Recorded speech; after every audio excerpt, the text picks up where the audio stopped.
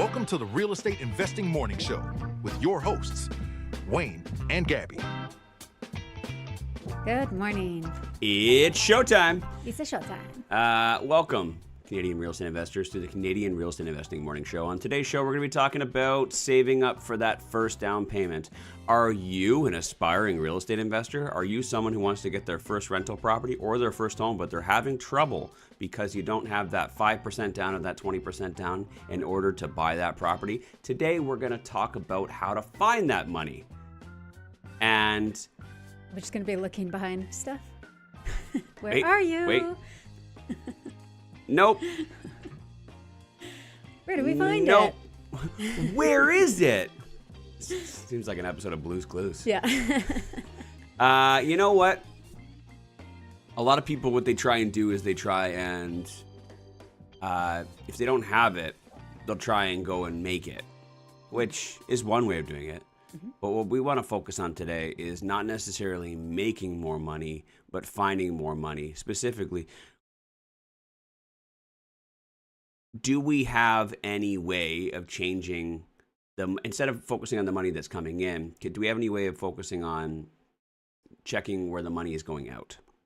Do we have any leaks in the boat where money is leaking out every month that we could be plugging, that could be staying in the boat, that we could be saving towards our first or next down payment? And it's going to be a really good conversation today because this is something that I very much, Gabby and I talk about a lot. It seems like every 6 months where we're like, whoa. Why are we still, is this still, we'll find leaks in our own boat. And to be honest with you, most times I'm like, I don't give a shit. You know what I mean? Where I'm at. But if you're struggling to get that first down payment, this is really super important to you, right? I hope that one day you could float around in a boat that's just leaking and not give a shit. But for the people that are trying to get that first down payment or that next down payment, that's huge for them, for you. Yeah. This is a huge stepping stone for you on your journey towards building financial freedom or towards whatever your goals are financially for retirement or for your kids or for paying for their school or for the next generation. So this is, you're really going to enjoy today's episode because this is something that I think about a lot. I'd say once every 6 months, I do an audit of our finances and I look for those holes. And some of them we plug, some of them we don't. But I don't think people like talking about this though. Well, no, because sometimes it forces people out of their comfort zone. And I think a lot of the leaks are just comfort leaks. Comfort leaks, yeah, for lack of better terms. But I think that this episode is going to, I feel like it's kind of like also goes beyond just saving for your first down payment. I feel like this is almost just like a little bit of a, hey, everybody wake up type of episode. Yeah. I did mention yesterday or the day before that we haven't had a rant episode in a while. This isn't necessarily a rant episode, but I think it's going to be an uncomfortable episode. I think it's going to be a slap in the face episode. Right. And I think every now and then people need a little slap in the face. Yeah. I love moments like this. I love moments where I'm just like, one of those moments you're just like, you almost get slapped in the face and you're like, what the fuck am I doing? Yeah. Seriously, like how have I just with been my life? Yeah. Because we go on autopilot so much, right? Yeah. In life, we go on autopilot and we wake up, we go to work, we do this, we do robot. And we could just kind of forget that we have free will. Yes. We have the ability to make decisions. We have the ability to change our life. But when we go on autopilot, it's almost like 6 months will go by and we're like, what is it fucking July already? Yeah. And autopilot is a decision as well. That's something that we decided either consciously or not that we were going to do. So yeah, I think it is a wake up and decide what you want for your life kind of situation. Yeah. For sure. We have some fine people here joining us this morning saying good morning. And Kirsten is here and she says, this brings me back to trying to find the money for my first properties. Yeah. So Kirsten's well on her journey. And I'd love to, I think if I think hard enough, I could probably tell you where Kirsten found money for her first properties. But at 7:05 a.m., it's a little hard to reach back there. So Kirsten, why don't you share with us where did you look behind and where did you find your money for your first down payments?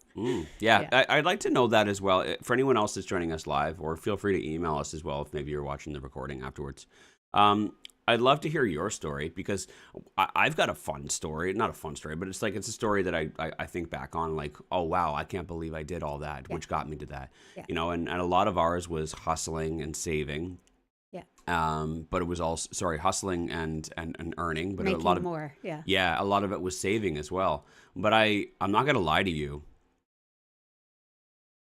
I had trouble cutting expenses. I had trouble plugging holes in order to stop the leaks. We would say we'd do things and then we'd immediately change within like a week, because it was like, but I think it was because we were also working extremely hard at the same time and hustling and making more money and second jobs. And I had all these different side hustles as well. And when you're doing that, when you're on the road and when you're like working 15, 16 hours a day, sometimes just like, I don't have time to be responsible. Yeah. So it's, I don't know, there must be some sort of an old image or something. You're shoveling in one direction, but then like you're not looking behind you. I can't really come up with a really good example right now, but it's almost like I was working really, really, really hard, but then it was literally all the money that I was making was literally just like leaking out the back, if that makes any sense. Yep. And so, but that's what I did. I made the decision to work extremely hard to save for that first down payment to get that next property. And then ever since, we've been using creative financing, joint ventures, seller financing, and all other forms of real estate, but none of our own money. We've been using OPM, other people's money, ever since. And it's been fantastic. But I do know that, you know, it's easy for me to say, yeah, guys, just do wholesaling or just do seller financing or just raise money through joint ventures. It's easier said than done. I know that those first deals are very difficult to do.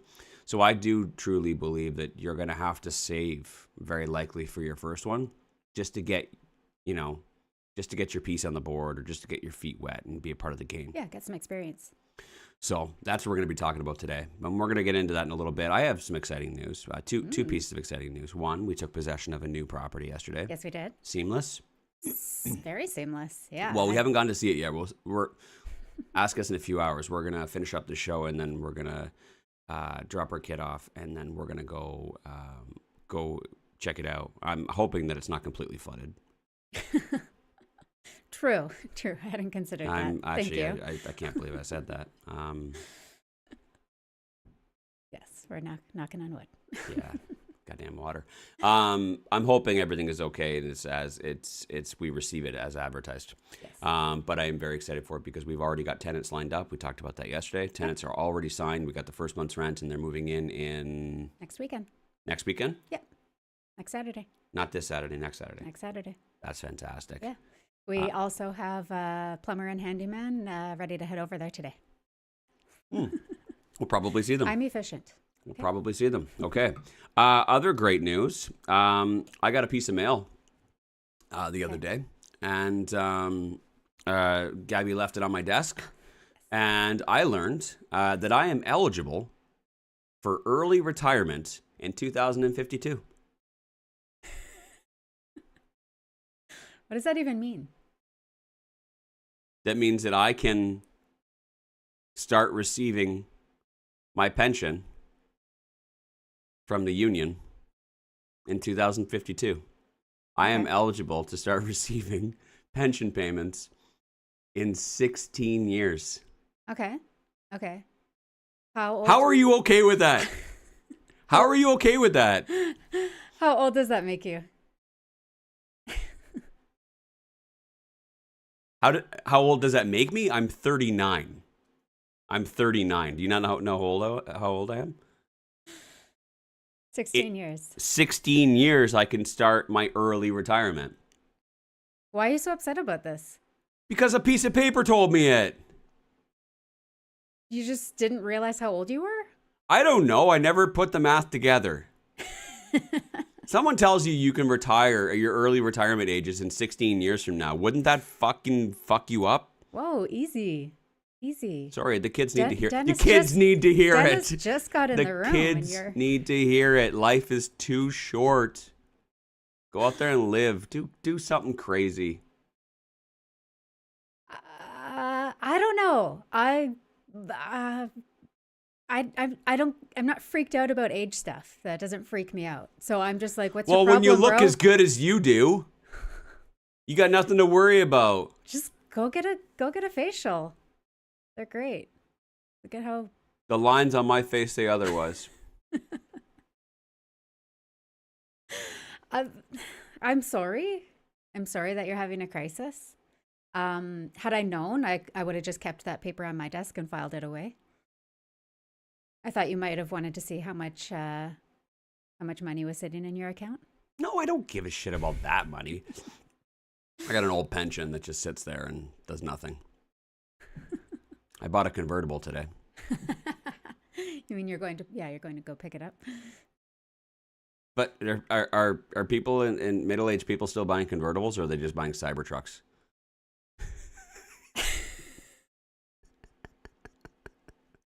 What does Tristan say here? Gab's an old soul. She's ready for that discount at A&W. Thanks, Tristan. Wow. Okay. You always wonder who buys coffee at A&W. Old people. Oh my God. He also says, but yeah, it's because we're still 25 years old, right? Right? Yeah. I don't know. No, I'm not. I am very happily not 25 anymore. Okay, so you know social media these days, you see everybody's everything everybody posts, and I just have to say, when I see the younger people out there like partying, like partying hard, I'm like, whew, like I'm so happy I am a middle-aged woman that does not do that. Like I see it and I'm just like, I am so thankful that is not my life, you know?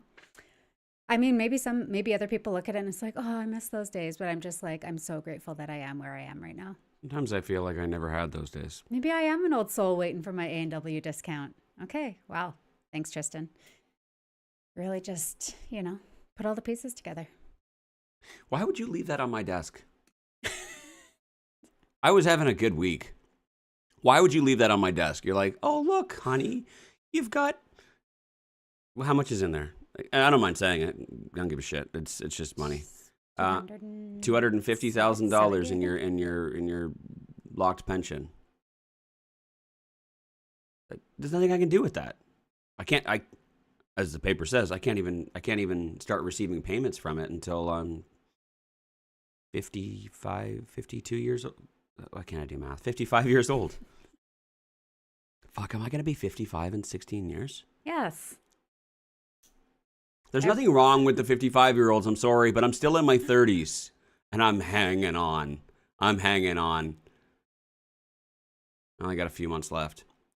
I still feel cool. I still feel hip.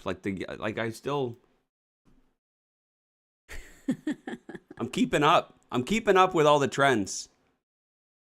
I got a closet full of Neatos. I don't know. I think it becomes hard to wrap your brain around, because when you're younger, you're like, like when you're a teenager, you're like, oh my God, people who are like 25 are like so old and so cool. And then when you're 25, you're like, oh, I'm still very young. Yeah. And you're like, oh my God, people who are like 35 are like getting so old. Like they're like middle-aged. And then when you're 35, you're like, oh, like I'm actually still young, but 40, whoa. And then when you hit 40, you realize that you're still young. Like, yeah, I don't know, like because there's always something else beyond that. Like you're still quite a far reach from. Yeah. I was chatting with our 84-year-old neighbor the other day at the mailbox. Were you? And yeah. And he's like, oh yeah, I'm having all sorts of like heart troubles. I had to go to the hospital. They had to zap me, sit on my shoulders, hurting. And I need to go get this eye surgery thing on Friday. Actually, that's today. I should check on him. It's like I need to go get this eye surgery thing on Friday, and getting old is hard. But here he is, still walking around, still playing soccer, still like doing all the things. He's just like, you know what I mean? It's just like, yeah, it's I don't know, it's just a number, and more stuff happens, and you get a little more sore, and maybe you need to go get some surgeries as you get older. But like, as long as you're still able-bodied, like, there's still life to be lived. I don't know. I'm not scared about getting old. All right. I like it. Anyways. Sorry, I'm not ready. You'll come around. You'll come around. Okay. But if anything, some people should learn a valuable lesson this morning, or a valuable wake-up call. That blink. You blink and you're 39. Like again, you're 55, collecting pension plan. Just you blink, you blink. You know what I mean? And ties into what I was saying earlier about just like sometimes you just go on autopilot sometimes. Yeah. And sometimes it's a good autopilot and sometimes it's a bad autopilot. Yes. You know what I mean? Yeah. Sometimes you're on autopilot and just like, you're just cruising through life and you don't realize it. And sometimes you're just cruising through life and, 6 months or a year or 6 years goes by and you're just like, oh shit, like I should really start working on saving for a down payment. Because like, if I don't buy a house now, like how the hell am I going to do it? Like nothing is changing. And that's the thing is that like between the age of 19, 20 years old to 50 years old, maybe even 55, nothing really fucking changes. Like, unless you make a change, nothing fucking changes. There'd be a couple of moments in your life where you're like, you choose the right person to marry, and then maybe you choose to have kids.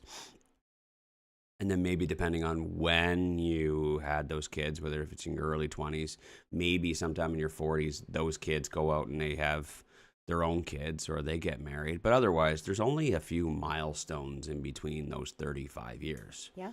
Otherwise, you wake up, you fill your lunch pail, you brush your teeth, and you go to work. And then you come home, and then some weekends you decide, fuck, I'm just like, it's been such a long week, let's go camping. Or fuck, can't wait for Mexico in November.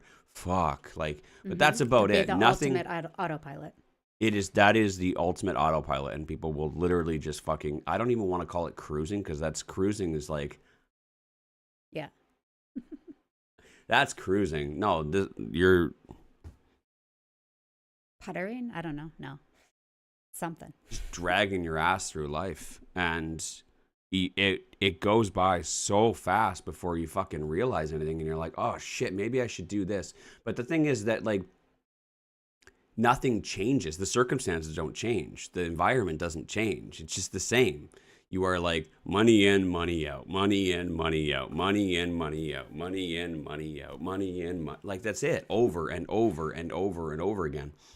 And it's not like, oh, I'll just do it in my 30s or I'll just do it in my 40s. It'll be better or easier than. No, it's like your finances don't change. Nothing really changes. Like your cash flow from your income minus your living expenses, it doesn't really get any better unless you're hoping for that big raise of $3 an hour. Like nothing dramatically changes. So if you don't take action right now today, nothing is going to change. It's just going to be later. You either do it today when you're 23 or you do it when you're 43, but nothing's going to be any different. You're not going to have any more time. You'll probably have less time. You're not going to have any more money. You'll probably have less money because you'll commit to more things. And I hope that scares the shit out of you. I hope it does. For me right now, what's bothering me the most about that is that just like, I don't know. My daughter comes downstairs every fucking day and it's almost like she grows a year every day. It is like, I don't know how personal we should go, but like yesterday was one of those moments. Gabby and I were eating breakfast and having a coffee. We were playing chess, by the way, if anyone wants to know. I won. Finally. Daughter comes downstairs and she is in a full-on like workout outfit. I mean, she looks like she's ready for a Pilates class or something. For a Pilates class. Yeah. She's heading down to Good Life Fitness, and she's like, she's in a full-on outfit, and she's 11. So like, you just like, she's still your little girl. You know what I mean? She's in a full-on Pilates outfit. Got her water bottle. Okay, guys, I'm going to hit the treadmill. She wakes up, gets dressed, does her hair. She's ready to go for a walk on the treadmill because her back's not feeling very good, and she thinks that'd be good for her back. She's going down to the gym. It was in that moment, I was like, what the fuck? Who is this kid? Yeah. And it was so, and I'm not like laughing at her. That's such a responsible decision. Yeah. You don't realize they grow up like that. And here I am, just like cruising on through life, just like loving every moment and stuff, and like just totally taking some things for granted. And just, but for me, blinking, I'm 55. Blinking, I'm 55, and someone's calling me being like, just curious if you'd like to process your early retirement payments. You're old enough now. Yeah, you know what I mean?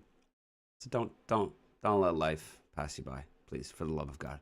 Let's get moving. And if we can help today by just starting you off with just the first down payment, you know what I mean? This is going to be the hardest thing that you do as a real estate investor, is getting that first down payment. Okay, it is the hardest, but I promise you, once you get through this and you buy that first property, everything is easier after that. So if we can get you through this and we can get you through this quick, then we can get the ball rolling and start working on some of the more complicated stuff that we can actually, that's real estate related. You know what I mean? But there's so many of you that want to get into real estate investing, but you can't even start because you don't have a piece on the board yet. Right. You can't even play the game.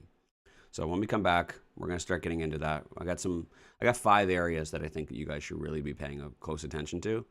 And we'll get into that right after the break. Real estate investors need to treat debt differently than homeowners, and at Kirkland & Brennan Mortgage Group, we understand that. For the last 11 years, we've helped real estate investors plan and build their portfolios. We understand how to help you avoid fees, penalties, getting yourself stuck, and making sure that the deal you're doing today doesn't stop the deal you want to do tomorrow. You can reach out to Keaton, Keaton, at kbmortgages.ca. Put plan on the subject line, and we'll help you build a plan and then realize it for your real estate goals. We also coordinate with the other professionals like your accountant, lawyer, realtor, and we will help you build your portfolio. So reach out. We'll do our best to help. Thanks, guys. You've got showings, lease signings, suite renos, condo board meetings, credit checks, mortgage financing, and every so often the tenant clogs the sink because they shoved macaroni down there. Stop. Breathe. Leave the bookkeeping to Fingo. Fingo is specialized real estate bookkeeping by real estate investors with tailored services for maximum returns. Save time. Enhance your returns. Claim the plumbing repair for that ridiculous macaroni fiasco. Book your free consultation at fingo.com. Summer. While everyone's getting distracted, this is when the market gets quiet. Not because the opportunities disappear, but because the people do. Vacations, long weekends, these are the distractions I'm talking about. And that's exactly when serious investors make their moves. At Calvin Realty, this is one of our favorite windows. Less competition, more flexibility, and sellers who are actually open to negotiating. While everyone else is stepping away, we're stepping in. If you're looking to buy right, not just buy fast, this is your edge. Calvin Realty. Opportunity doesn't take time off. And we are back. I'm loving the comments in the live show today. We're broadcasting live on YouTube. I think that Kirsten's might have been the best here. She says, "I'm going to bite people at the grocery store when they go to grab milk when I'm old." What a thing to look forward to. It's actually funny. Well, it's like, old people can just get away with whatever they want, right? Yeah. And I'll just tell you a quick story. It's very short. I just wanted to add on that, like, she's gonna bite people, and then the police are gonna show up and try and find this old lady that bit the person in the dairy section, and then they're gonna look out the window, and then she's gonna be out on her motorcycle going and speed off, the bird. flipping them the bird on her motorcycle. I've decided I'm not going to tell my story. It's slightly inappropriate. I'm sorry. No, it's okay. I think you saved me. Really? Yeah, I think you saved me. All right. Did it have to do with a jug of milk? No, it was a story about my grandpa. I think it's hilarious, but it is slightly inappropriate. Okay, so, fair enough. So be sure to join us tonight, Friday at 11:59 p.m. on Gabby and Poppy After Dark. That's when we tell the really dirty stories and the inappropriate stories.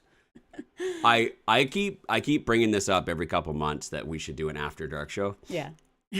And I think I bring it up near almost as much as I brought up us doing a video podcast for a very long time. And then it was like, no, we're never going to do our podcast on video. There's no way that we could be video ready at 6, 7 o'clock in the morning. Yeah. And then here we are now. We've been doing it for, 2 months now? Yeah. So you never know. I lose track of time. You never know. We could, Real Estate After Dark or Gabby After Dark could happen one day. We never know. But anywho. Thank you guys for those of you guys that are joining us live on YouTube here this morning. And if you guys want to be a part of the show with us live on YouTube at 7 a.m. Mountain Time, all you got to do is just go and search up the Canadian Real Estate Investing Morning Show or Wayne Hillier, Real Estate Investing Coach. And you will find the morning show live at 7 a.m. on YouTube. Come join, be a part of the conversation, be a part of the shenanigans. Additionally, if you have any questions about what it is we're talking about, anything we can answer for you, we will answer your questions for free. Any questions at all, we provide free coaching for real estate investors every weekday morning. All you got to do is just wake up, bring the questions, and that's it. We'll do the rest. Make yourself a coffee. Make yourself a coffee. Or a tea, or a glass of water. Whatever you fancy. Speaking of that, judge. I'm trying to finish this coffee. Well, it's still warm. Mm-hmm. I have water in my cup this morning. I already had my coffee. Good for you. I've been waking up before my alarm this week, which is very strange. Really? Yeah. I don't know what's up with that, but okay. Here we are. So let's talk about this. You're an aspiring real estate investor, or maybe you already own. Well, yeah, you're an aspiring real estate investor. You want to get the down payment for your first property, or you're an aspiring real estate investor, but you don't even own your own home yet. And you're like, okay, first things first. I got to buy my own property. I got to buy my own house, and I think that's a great idea. I think that's a great start. Because I talked yesterday about coaching real estate investors and how most real estate investors come and they ask about joining the Real Estate Investing Masters Mentorship Program. They want to be coached by us. And they say, I've got X amount of properties. I got 6 properties and I'm capped out. Help me scale. And I always want to say to them, go sell all the properties and let's start from scratch. Because I want to make sure that there's a clean slate, that we can be intentional from day one. So this is one of those circumstances where if you don't own your own home and you don't own a rental property, this is perfect. Because I do believe that if we're going to start from scratch and we want to start off right, the first home you buy as well can also be very intentional. Yeah. And can also play a pivotal role in your overall journey and growth as a real estate investor. Because that first property, imagine you bought it with the intentions of moving into it, but also the internal intentions of this may be a rental property in the future, right? So you're going to buy a home, you're going to live in it for a few years while you save up for your next down payment. And when you save up for your next down payment for the home that you're going to be moving into next, that first property can become your first rental property. Mm-hmm. So don't buy a big castle with 2 bedrooms or 12 bedrooms or whichever that would never really work as a rental property. Yeah. Let's be intentional of like, okay, let's buy the home that checks all the boxes for me, and it could also be a really good rental property as well in the future. Yeah. So that way, when you go to buy your next one, you've literally already bought one. And in a lot of cases, if you bought it as your home, you only have to put 5% down. Mm-hmm. And putting 5% down is a lot easier than putting 20% down. Yeah. That $400,000 house, the difference between 5% and 20% is $20,000 and $80,000. It's a big difference. Yeah. Don't you think it'd be a lot easier to put $20,000 down than $80,000 down, right? Especially if it's your first one, you want to get your feet wet, right? I also feel like first homes, like, this isn't like 60 years ago. Like, we're in such a different, place in this world. And your first home is such a good opportunity for it to be a stepping stone. It's not like where it used to be where, oh, we've saved enough money to own a home, and you know, our first home, we're going to buy it, we're going to own it forever, we're going to hand it down to our children, and it's going to be the family, you know, like the family home for generations to come. Yeah. It's not like that anymore. And our first home can be just that, like a stepping stone that you can use. And with that intention, it's you can also build up all this equity in the home while you're like building your life and deciding where you want to be, what you want to do, where you want to live. So I like that first home with the mindset of this is a stepping stone, not this is my forever home. Right? Yeah. Especially if your intentions are to grow wealth through real estate investing. Yes. This is, you have to be taking this into consideration. Yeah. It's such an easy thing for every family to do, everyone to do, every Canadian to just be intent, like just think, okay, this could be a rental property in the future. Let's think about making the right decision. Let's buy the right one, that with that in mind, rather than just like not, and then having to sell it in the future because it only served one purpose, which was your home, right? If you can, you know, to quote Trailer Park Boys, if you can get two birds stoned at once, right? Yeah. Makes a lot more sense. And so if you're in that position right now, again, the biggest hurdle for you right now is to figure out, how do I get that first down payment? And you're probably looking at your finances right now. You're looking at how much money's coming in, how much money's going out, and there's nothing left. Completely understandable. Yeah. 20 years ago, it was hard enough as is. Today, it's ridiculous. Affordability in Canada, I don't think has ever been worse. It's absolutely crazy where we are at right now. And dare I say it, it is what it is. And I say that in a positive way, not a negative way. And I'm not saying it is what it is. I guess I can't save for a down payment. I'm saying it is what it is. The circumstances are what they are. And how the fuck am I going to figure this out? Mm-hmm. Two completely different perspectives there. See, a lot of people are like, it is what it is. Like, there's fucking Nothing government. I can do. I'm fucked. Yeah. Fucking world, fucking government, fuck everything. Like, this fucking sucks. Nothing I can do about it. I guess I'm just going to keep on building up debt and hopefully something changes. I can't do anything about it.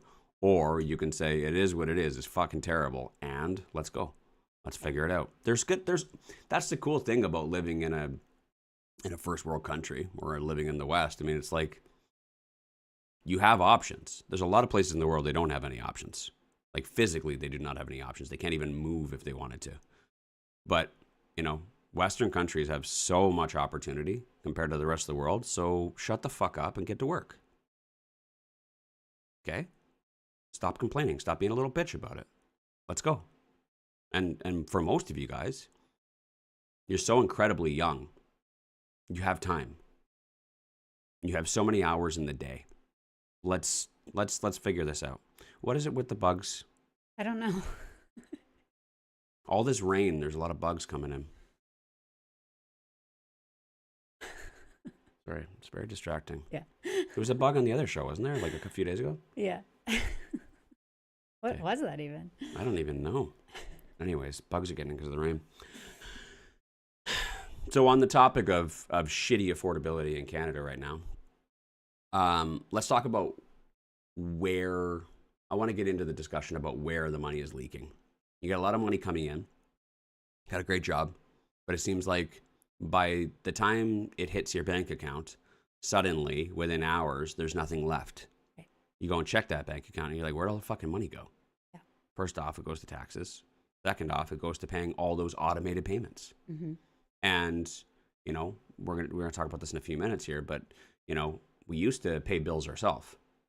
We used to go down to the bank and, you know, take the printouts from the mail and be like, hi, I'd like to pay this bill. Yeah.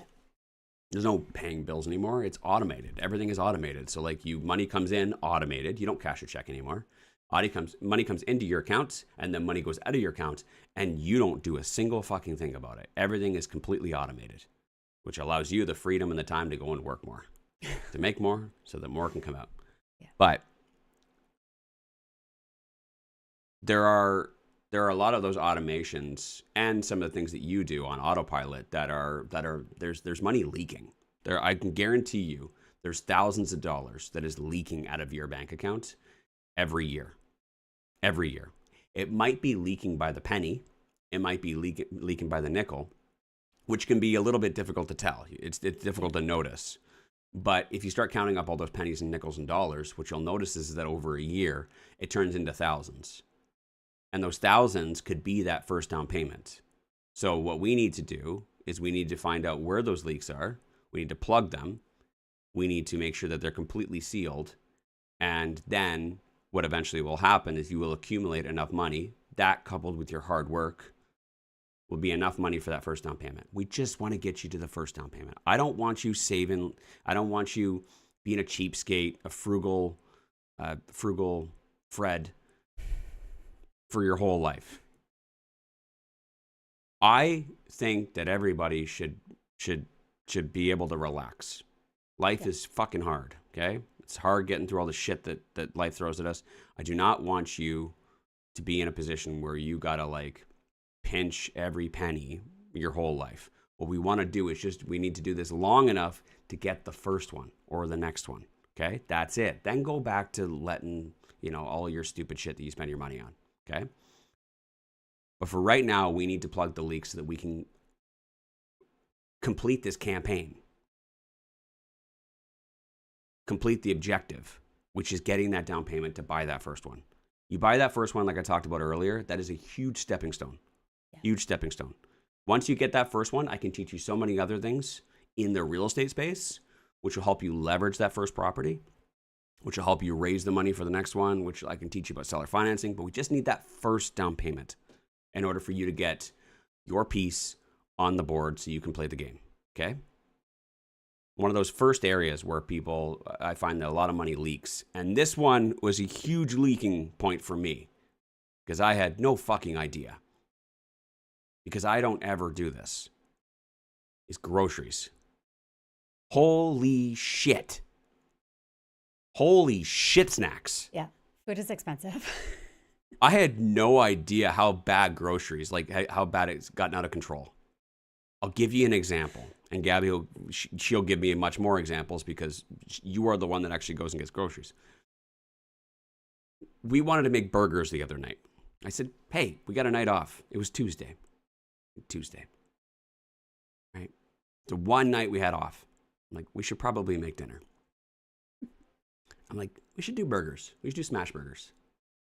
And I said, can you go grab the fixings for it on the way home after you go and get your nails done? Yeah, not a problem. She comes home. I had a coaching call with Matthew. And she sent me a message during that coaching call. She forgot something, whichever. But anyways, I went out and got the groceries, but I came back and she said, oh, by the way, there's no tomato. What do you mean there's no tomato? And she goes, well, I didn't buy the tomato. When I asked why she didn't buy the tomato, she told me the one tomato that she was going to buy for the burgers to slice it for all of us. The one tomato was $7. $7.57. You guys, when my jaw hit the floor, because I went through the self-checkout, I put that thing on the weigh scale. It's a beefy tomato. I put it on the weigh scale and it popped up as $7.57. I audibly made a little bit of a scene because I was so shocked. Not because I wanted to make a scene. Oh my God, can you? But it was like, what? Like, pardon? Like, how is this possible? I turned around because there's that like one person who like manages the self-checkout. And I'm like, can you help me remove this tomato? Like, I am not paying $7.57 for a tomato. I didn't even know what to do with myself. The lady beside me was like, she's like, are you serious? I'm like, get this away from me. I don't want this. What kind of fancy ass tomato were you buying? Well, and that's what I was like, and I was in a little bit of a hurry. So like, I probably could have like went and found like another tomato and came back. But I was like, I've already scanned all of my groceries. This is like the last thing. So I'm like, I'm not going to. Where did they grow this tomato? Yeah. Was so it, I'm just was like, it, just take the tomato. I don't need the tomato. But it was probably some fancy tomato that I didn't realize I had grabbed. Sounds like it was grown But in like. still, like how? So you guys, if you want to make, I'm trying to make a joke here. If you want to make more, if you want to make more money, grow these fancy ass tomatoes, and there you go. You're going to have your down payment in no time. Yeah, this tomato sounds like it was grown in the garden at the Vatican. In the Pope's shit. It's not a mushroom. Mushrooms are grown in shit. But they use manure in gardens, don't they? Dennis, back me up. Dennis is thinking, why the fuck did I sell my farm? Yeah, Dennis. Dennis is thinking, holy shit, I sold my farm at the wrong time. But there's also that old like meme, or there's that joke of like the people that like like, I'm gonna grow my own vegetables in my garden, and then it's like all this hard work, and they spend a whole year, and then all to make one tiny tomato that was like 50 cents. You ever see those videos where those memes where like, look at all this hard work I grew with these tomatoes, and then it turns out that a $2 tomato or a 50-cent tomato. Yeah. They're laughing now. let's yeah. $7.50. Anyways, but that's just a great example of how I would not have looked. Yeah, just scan. I would have scanned. I would have put it down and like, I don't give a shit. And I just grab stuff and, oh, this looks good. Oh, this looks good. Oh, this looks good. And then sometimes I do get the reaction of like, wow, I just bought 6 items and it's $217. Yeah. But that's what tends to happen. And maybe I'm a little more loose with it. I do see and hear people complaining about groceries, but it really does sneak up on you. And there is some crazy hidden inflation in food. And most people, especially considering everything is just swipe, beep, beep, beep. Like we're not pulling out the cash and counting it anymore. It's just a beep. And, you go through the Starbucks lineup. Beep. Do you even look? I look sometimes because I'm like, one of these days they're going to like put the wrong amount there. And I don't look at my bank statements either. So I would never know. I literally I'm just beep, beep, beep, beep, beep, beep, beep, beep, beep. I don't think about it. Yeah. So, groceries is, I don't know what the fuck to say. You might have to put that $7 tomato down. Yeah. You might have to have a burger without a tomato. You know what I mean? Yeah. There's tons of cost efficient ways to eat, without going and buying all the fancy produce and all that kind of stuff. Like,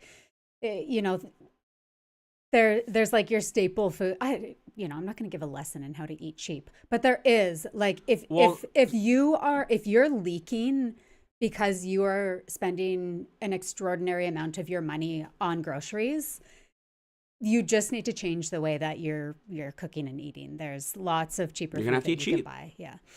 And I'm not telling you to be a cheap eater and an unhealthy eater for your whole life. I'm saying doing it for 6 to 12 months. You do what you got to do, because if the alternative is like, oh, whatever, it is what it is, I guess I'm just going to go back to doing what I was doing. At least I'll enjoy my life. Yeah.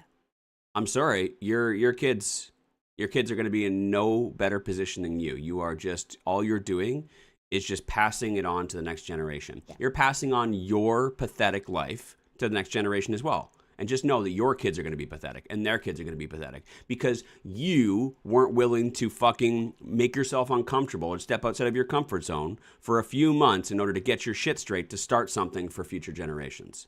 It's you. It's your fault. And so what's going to change? Maybe your next kid, your kid might actually have an epiphany and in a moment where they're like, oh, you know what? I'm going to make a sacrifice. I'm going to dedicate to changing this eternal loop for our family, for our dynasty. Or maybe their kid. But somebody has to fucking do it. Somebody has to stop the change. Somebody has to stop the loop in order to change it. Plain and simple. Is it going to be you or is it going to be somebody else? Nothing is going to change though. Affordability is not going to get any better. Your circumstances aren't going to be any better. It's not going to be like you're going to have 6 months off from your job because you won the lottery or something like that. Nothing's coming for you, right? So you have to stop. And yeah, that means that you're going to eat fucking Mr. Noodles for a few weeks or Kraft dinner. I don't even know what those cost anymore. I don't even know if that's cost efficient. But regardless, you got to do what you got to do. And the first step is understanding. And the next step is doing your research and figuring out, how do I go about doing this in order to shave this off? Because I'm telling you right now, we don't get that many groceries. We don't eat at home very much. And that's just because we are gone for soccer 6 nights a week. Like, we have our normal like staples that we get for like breakfast and lunch and coffee, and you know what I mean? But otherwise, we're not making meals every single night. But I think that if we were making meals every single night, we'd be spending over $1,500, $2,000 a month minimum just on like chicken and rice and potatoes. Like, it's crazy. So get it under control. Okay, we got to plug that hole. Now, here's what most people are doing. Like I said, most people are skipping the dishes. And for a long time, I actually thought skip the dishes was worse. Now I'm looking at it, I'm wondering if it's the same or better. Comparable. I don't know. It's for a long time I kept thinking to myself, like, fuck me. Like, I think we're spending probably $150 a day on skip the dishes. Or eating out. Going to restaurants and things like that. Minimum. Like, if I take you out, which I'm going to take you out for lunch today. You've been a good girl. My God. I'm going to take her out. Well, we got to celebrate. We got a new property yesterday. Got to go out and celebrate. I'm going to take her out for a nice meal. Guaranteed we're going to spend at least $130 just on the two of us. Guaranteed. Right? And we don't even drink. So eating out, skipping the dishes, that kind of stuff. For the longest time, I actually thought that was probably the worst, because, if I were having a hard day today and I was at my desk and it's like I didn't have like groceries to make anything for lunch or for dinner, I would probably in midday, I'd probably order a 6-inch or 12-inch sub from Subway. I'm like, oh, you're kind of healthy. You know what I mean? Like, what else are you going to get from skip the dishes that's not over 2,000 calories? When you're on a budget of, 2,000 calories for the day? But that sub has also doubled in price as well. Holy shit. Used to be $5, now it's like $12 for a 6-inch. Yeah, there's no such thing as the $5 footlong anymore. Yeah. To order it on money. Skip is like at least $20. Yeah. Wild, yeah. At least $20. That's just for a good old fashioned cheap footlong. You know what I mean? In most cases, most of these meals, if you're ordering for your whole family, depending how many people you got in it, it's like $40, $50. Like, we're spending on average like $50 if we order something for the family, right? And it's not like a fucking phenomenal meal either. It's like a couple cheeseburgers and fries. It's crazy, you know what I mean? Or it's whatever. It's noodles, or it's some sort of a whatever bento box.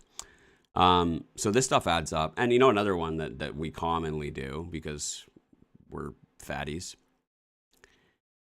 we order ice cream a lot. That's our little. You and Everly go for ice cream a lot. We don't order ice cream a lot. Well, it's summer, and it's like it could be worse. I could be drinking. I could be drinking beer, but like, we probably go for ice cream 6 days a week. It's ridiculous. Okay. You're really good at exaggerating too. But, ordering ice cream from DQ or something like that, a Marble Slab on Skip the Dishes, is at least $30, $40. You know what I mean? That stuff adds up. And what are you guys doing the same thing? You guys doing the same thing? You're happy. The kid played great. Oh my God, you got a goal. Oh my God, you played amazing. Can we go for ice cream? Yeah. I'm a yes, Dad. Of course I am. Can we get a Nito? Yeah, let's go grab a Nito. Can I get this one? Sure. Beep. Don't even look at how much I spent on that Nito. She was talking about how last night you guys went to the mall and she almost bought $100 Jellycat. Jellycat? What the fuck is that? She said, Mom wouldn't let me buy the Jellycat. I'm like, I gave Mom my yes card. She's supposed to say yes. Told them to go out for shopping, have a good time. And she goes, yeah, she wouldn't let me. So I was like, all right, whatever. I'm like, well, how much was it? She goes, I think it was $100. I'm like, oh God, yeah, absolutely. Maybe you shouldn't have done that. But she's like, but the next one down, if I got the smaller one, it would have been $70. I'm like, Jesus fucking Christ. And I know all of you guys are buying your kids this stuff too, your dumplings and your Nitos and all those other things. Plug the hole. Right? We are spending money. It's crazy just how we just, yeah. You know what I mean? And I go into these stores with my daughter, where they sell the Nitos and where they sell the dumplings and where they sell the Jellycats and things like that. And there's normally a lineup of 4 kids and normally 8 parents that are sitting there like this. waiting for their kids to go through all these Jellycats and all these little Neatos and things like that. You know what I mean? And then they give in. Yep, sure. Beep. And they buy it, right? Yeah. Hey, I know your kid's great, and I know they play great in soccer. I know that, you know, they got a really good grade on their test, and I know they got their grade 9. I don't know. You know what I mean? Like, I know you want to reward them, but this is where all the money's going. The money is leaking. It just keeps on leaking and leaking and leaking. Here's something else that, like, you know, we've been talking about transactions here, about you consciously beeping things and consciously buying things. One thing that you can do is just one singular decision that you can put on autopilot for a period of time is where you live. Yes. Your rent right now. And there has always been that keeping up with the Joneses thing, that social status thing of like where you live determines how people think about you, or where you live determines how you think people think about you. And rent is one of those things that, like, you could be saving hundreds of dollars every month if you could just chill the fuck out and not care about where you live. Yeah. It's 4 walls, it's a few doors, it's some windows, it's a place to go and lay your head after work. Especially if you're young. It's a little bit easier if you're young. Mm-hmm. You do not need a big place. You do not need a place with a view looking downtown. You know what I mean? If you're trying to create a better life. If you're trying to create a better trajectory, you know what I mean? You want to take that first step. Live in a basement suite. Yeah. Live in a garden suite. Live in a 1-bedroom. Just be as cheap as possible. Just for 1 year. If you did that, you know, you could save upwards of $500 a month. And as little as maybe even like $200 a month. But $500 a month is $6,000 a year. That's a huge chunk of change. Yeah. But I promise you, going out and trying to make that extra money, going out and working extra hours, you make $30 an hour. How long is that going to take you? How many more hours are you going to have to work? It's 200. To make $6,000 extra at $30 an hour is 200 hours. 200. Before taxes. Mm. It's actually 300 hours. You would have to work 300 hours. Or you can live in a smaller place in an area that's not your favorite for a year. Yeah. You know what I mean? Yeah. It's all about making sacrifice, commitments, dedication. But people don't want to do that, right? Yeah. But you're different. You're going to do it different, right? Yeah. Right? But that's a huge, like that one right there. I said it's a singular decision because you just need to make that decision and just live with it. And you don't have to do anything more. Just make that decision, sign the lease contract for 1 year, and that's it. Right? And if you do that, that right there is 200 additional hours you could be spending with your family that year. Or 200 additional hours working on some new side hustle. Yeah. Right? I like the family idea better. I like the simple, easy things that we can do on autopilot so we can still enjoy our life. I don't want you to have to go and work 200 extra hours instead because you need this house. Oh my God, it's in the area that we love living near. Yeah. But I'm going to work an extra 200 hours this year, or 300 hours, sorry, in order to have that house. I'm going to spend 300 hours less with my family to live in a house in a neighborhood that we absolutely love. Yeah. Do you understand what I'm getting at here? Like how stupid that sounds? And this goes so much more further beyond just saving up for your first, like, and that starting point of your life where you're, you know, maybe just getting started and trying to save up for that first down payment. Nothing drives me more crazy than seeing people established with families and careers and, you know, in their later years complaining that they can't afford to go on vacation or that they can't afford to do all these fun things with their family. While meanwhile, they're living in a 2,500 square foot house with toys in the garage. And you know what I mean? And like, it's like you look at their living circumstance and you're like, just like people stretch themselves so far. like beyond what they can afford to have this perceived life. Well, meanwhile, they're not able to live life, right? So this goes beyond just what we're talking about. It's like if you can live slightly less than what the mortgage broker tells you can afford, or what, you know what I mean? Then you have the means to save for down payments, or to afford the vacation, or to, drives me crazy. It's just a little perspective for you guys today, because sometimes we don't think about that. Sometimes we set that one decision and we set it on autopilot and we don't think about it ever again. But that's one decision, one singular decision that you could make that could completely change the trajectory of this whole thing. Yeah. There's two others I'm going to clump into one, and that is apps and subscriptions. And I'm going to show you how to check on your phone. You have an iPhone. I'm going to show you really quickly how to check which apps you're paying for every month. Okay? And apps are the fucking worst. It is, I mean... For you, yes. Okay, we'll talk about me in a minute. We're running out of time. We don't have time on the show today. But Gabby went into my phone, and she went into settings, and then she went to general. And you guys can do this yourself. And then she... Was it in here? Is that where it is? Hang on a second. Just a sec. Apps, settings... account, Apple account, and then subscriptions. All right. And you could see what subscriptions you have on your phone here. And most people, the Clash of whatever, or the, the Age of Empires, or the Angry Bird, I'm sure people still have like some sort of an upgraded premium Angry Bird account from 15 years ago that got them. Yeah. The yearly ones are the worst. Like you got MyFitnessPal, and you are tracking your macros, but like you fell off the wagon 6 months ago, and your thing just renews. And it auto renews. And the first one's only $29 for the year, and you're like, but now that's it's great. $130 for the fucking renewal, and you don't think about it. And it renewed on July 1st, and you look back, you're like, fuck, it's July 16th. Yeah, now you're in it for another year. Okay, well I might as well get the full year out of it though. But next year I'll make sure I cancel that. But if you cancel it, you lose it immediately. So they are fucking smart with those subscriptions. Oh, it's brutal. It's such a money grab. Yeah. So Gabby goes in there and she found, there's actually funny, it was about 3 or 4 years ago. Everly and I, we got into geocaching. And we wanted to get the geocaching app.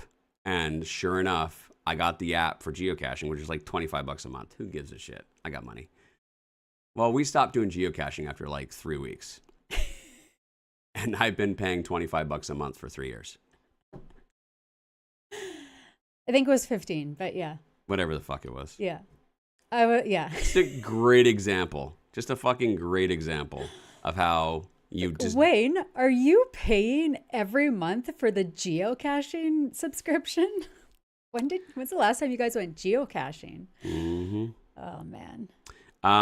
Hey, did you know YouTube Premium is $30 a month? Because I don't want to hear those.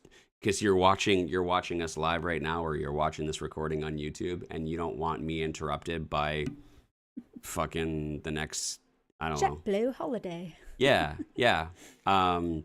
Here's a great one. My daughter was watching YouTube. I shouldn't say this, but I'm gonna say it. Fuck it. My daughter was watching YouTube, and she didn't have YouTube Premium, so she watches it like all day. It's always up on the TV. And she's watching it. She goes, "Oh my God!" And she's like losing her mind. And I think Gabby and I were eating at the table or playing chess or something. I'm like, "What?" And she goes, "Scott McGilvery's on the commercial again. Your buddy." Because everything I do is real estate, Scott McGilvery's fund came up as a commercial on the TV while she's watching unboxing videos. Long story short, I added her to the family plan so she doesn't have to watch that shit. Anyways, YouTube Premium is $30 a month. Why do people get YouTube Premium? Because they don't want to watch stupid fucking ads. You know what I mean? In between the Canadian Real Estate Investing Morning Show. I get it, right? That's how much we pay. $30 a month so that I don't have commercials. That is absolutely nuts. And on the topic of watching videos, how many of you guys got Crave? How many of you guys got Apple TV? How many of you guys got Disney because the new Marvel show's coming out? How many of you guys got HBO because Paramount. because HBO because you want the new House of the Dragon, and Paramount because you want the new Cowboy show? You know what I mean? Where are they now? At 1917, or they're doing the Yellowstone this or whichever else? The Duttons, yeah. Yeah, whatever that guy's name is. It keeps on making all those shows. Landman. Or whatever. You know what I mean? $20 a month, $20 a month, $30 a month. I mean, there's hundreds of dollars every month just on shows. Isn't it crazy how we used to pay like 100 and whatever for TV and then get us all the channels and stuff like that? And then we're like, we're canceling it all. We're going to apps. And it used to be $15 a month. We watch all the shows we want on apps, and now we're paying fucking $300 a month trying to get all of our shows. It's crazy. Absolutely crazy. So, hey, cancel them. Whoa. Let's not get in between me and the Dutton Ranch. You're asking, I was cool with cutting out the $7 tomatoes there, Poppy, but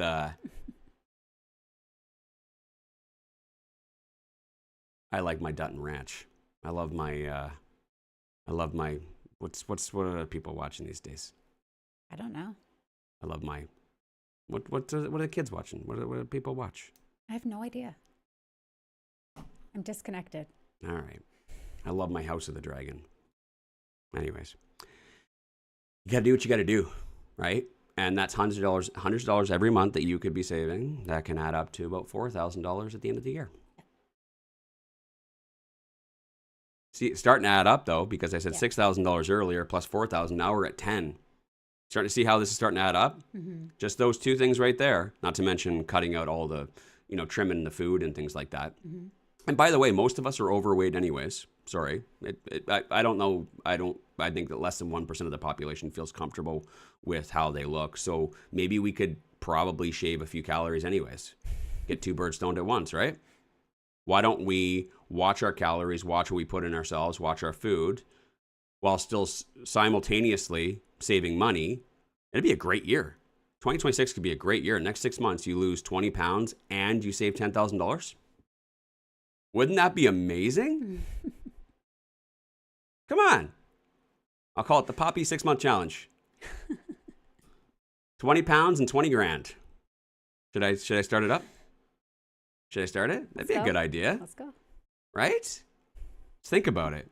It's possible, is what I'm getting at. With the right perspective. So there's 10 grand right there already. Here, you want to know where you're going to save the rest of it? This one, I don't know. This might be the hardest one. I think this one rivals living quarters. This one rivals living quarters because, this is by far the most expensive. I saved it for last. And it is the most stupid fucking thing that we do as humans. It is the most stupid. Is your vehicle. I cannot understand why we spend so much money on transportation. Yeah. It is crazy the how it's so ingrained in our social status of how you show up and what you're driving. It is so fucking crazy. And the payments that people make on these ridiculous loans that have ridiculous interest rates. You know what? I would love for people to be like, I can't save for my down payment. And I'd like to get them all in a room. And I get them all lined up. And then I would ask them all individually in front of everybody with a microphone. Tell me what you're driving, how much it costs, what the loan is on it, what the interest payment or what the interest rate is, and what the payment is every month. You watch people slowly back up, and then they would sell their vehicle. They just go back into the bushes. You watch, because nobody wants to talk about the terrible fucking financial decision they made on their vehicle. Everyone has a high interest rate and a ridiculously stupid loan and a ridiculously stupid payment. They bought it for 70 grand, but by the end of it, they probably paid 130 grand with all the interest that they paid on it as well. Mm-hmm. You stupid motherfuckers. Yeah. and then they sell it in 5 years because it depreciated so much. I mean, within 5 years, it's worth fucking nothing anyways. Yeah. That right there. You want to know where your down payment is? It's in your fucking vehicle. Go take a bus, you fucking pleb. Gabby was talking, you were leaning on something earlier, and I thought you were going to go for it, but like people and like their status and whatever it was. I can't remember exactly what you were saying. Yeah. But like, I love watching people driving into the neighborhood. You know what I mean? Driving into the neighborhood in their nice vehicle, and they got their sunglasses and their whatever, and they're just driving like this, and then they're pulling into their double attached garage on their $700,000 house or whichever else, and they're driving their $70,000, $80,000 vehicle. And I look at them and I drive past them and I'm like, those people are $60,000 in debt. Not $60,000 in debt with their vehicle, but I mean like that person right there has either already done it or is about to get a Manulife One consolidation loan. Every single person in every single brand new fucking neighborhood is just months or a year away from a fucking Manulife One consolidation loan. Yeah, it's wild. When I learned that like people finance furniture to like fill their house, fill their whatever $700,000-$800,000 house with furniture, they go and they finance the furniture because they can't afford the furniture. It's just I don't understand. I don't get it. I don't get it. Everybody's doing it, but nobody talks about it. And you hear on the radio, this was like I guess my jaw drops a lot. My jaw dropped when I heard an ad on the radio. I don't really listen to the radio anymore. I plug in my own music and I go and I drive. But I was listening to the radio, it was probably last year now, and I heard an ad for a company who specifically came to be to finance your vacation. They're like, don't wait to save up for your vacation. You can finance it and pay over, the next however many years or months. Vacation I was financing. like, what? You can't afford the vacation? It's okay, just finance it. You can pay it off later. What? Like, this is how people are living. This is a company who is probably thriving because people are such fucking idiots. Oh. Nobody admits it though. Again, I'd line everybody up. This is how people are living. I would line everybody up, and I'd stream it live for all their friends and family to see just how fucking pathetic they are. And you watch how quickly they would back up into the bushes. You watch. Right? Everybody, yeah. It's all a lie. It is all a lie. And you wonder why. And we see it every day because we are reading applications, rental applications every single day, and we see people's credit reports. Oh. And you know what? I think we came to the realization once we became investors, landlords, once we started looking at credit applications and seeing just how much debt and just how many consolidation loans and like bankruptcies and all that other shit, just how bad everyone's financial situation is. Yeah. Just how bad it is. And you know what? It is a little finger pointing, but at the same time, it's just like, I don't know. Everybody else is doing it, so everybody feels that they need to do it in order to keep up. Because if you don't do it, then you're going to look pathetic. Yeah. Well, right? You know that everybody else is pathetic, but you don't want to be the one person that shows up that's, you know what I mean? Yeah. In the comments here, I'm assuming this is a Fight Club quote. I don't torch me. But Josh says, we buy things we don't need with money we don't have to impress people we don't like. Is that a Fight Club quote? Yeah. Yeah, I said Fight Club was bang on. And that is exactly it. Exactly it. It's so pathetic. Yeah. And who gives a shit? Maybe for 1 year, you give it all up and you live within your means. Yeah. Just for 1 year. Because I'm telling you, that vehicle right there, $500 a month minimum. More, I see a lot of people spending over $1,000 a month for a vehicle that will completely depreciate within 7 to 8 years. You think about that. You're buying a $50,000 or a $70,000. It's impossible to fucking find a $50,000 new vehicle anymore anyways, by the way. And I can get into a whole topic about what I learned about vehicles in the last couple of years, about the fact that they're selling vehicles the vehicles are remaining at affordable prices because they're putting cheaper parts in there. And actually the dealerships, not the dealerships, the manufacturers and dealerships are actually making more money on parts now than they are on the actual vehicles. I actually learned that they don't make money off of the sale of a vehicle. They make money on the aftermarket parts. It's true. Because they fail so often now. Yeah. I had a headlight go on my new vehicle. I had a headlight go. You want to talk about how much No. the headlight went? And it just crossed the warranty. You want to know how much that? And they're like, you really should have gotten the extended warranty. I'm like, fuck you. I'm not getting your stupid extended warranty. They're like, okay, how much was it for the headlight whole enclosure thing? I don't remember. $3,300. Trauma. So they said, would you like to go with the, what is it called, the aftermarket, not the OEM? And I'm like, well, how much of a difference would it be? They're like, well, we can do it for about, I think it's about $2,000 if you go with the aftermarket one, not the OEM. I'm like, yeah, like, of course. Like, that's such a fluke that whole casing or whatever for the whole light needed to be replaced. I'm like, that'll never happen again. Okay. So I went with the aftermarket part. I spent a little over $2,000. Within 3 weeks, the light burnt out. I was at a store. I could see my reflection, the headlights, and I could see that the light was out. I'm like, what the fuck? I go and take it down there, and they're like, oh yeah, it died. I'm like, okay, so warranty? They're like, no, you went with the aftermarket. It doesn't have warranty. No, the part had warranty. The part has warranty. The didn't. labor doesn't. So I had to pay for labor again. What it ended up costing? Like $1,200. Anyways, but that's just that was just a fun story. I know we're way over tape on a time. Flashlight in there. We're close. Very fucking close. You would not believe, just like, and this vehicle, great vehicle, but like that's been the story of our life for the last 18 months, is that all these parts keep failing. And I think I spent tens of thousands of dollars on this vehicle just in part replacements. So anyways, what I'm getting at is that vehicles are ridiculously expensive.